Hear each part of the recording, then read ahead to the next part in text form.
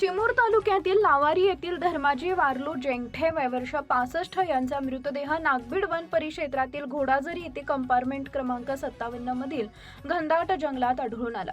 20 जून रोजी ते काही साथीदारांसोबत कुळ्याची फुलं तोडण्यासाठी जंगलात गेले होते। मात्र दुपारी इतर सर्वजण परतल्यानंतर धर्माजी हे बेपत्ता झाल्यानं त्यांच्या कुटुंबियांनी वन विभागाला माहिती दिली होती।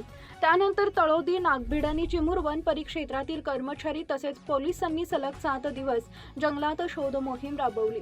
अखेर 5 जुलै रोजी नागभीड वन परिक्षेत्रातील गस्ती पथकाला दुर्गंधी आल्यानं शोध घेतला असता त्यांचा मृतदेह आढळून आला।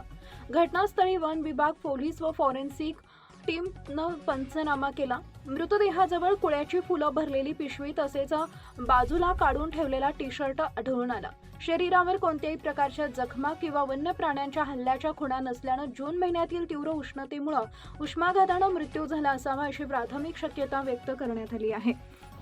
या प्रकरणाचा पुढील तपास नागभीड पोलीस करत असून वन विभागानं नागरिकांना जंगलात एकट्यानं न जाण्याचे व आवश्यक ती सावधगिरी बाळगण्याचं आवाहन केलं आहे। लाईक करा, शेअर करा, सबस्क्राईब करा आणि बेल आयकॉन प्रेस करा।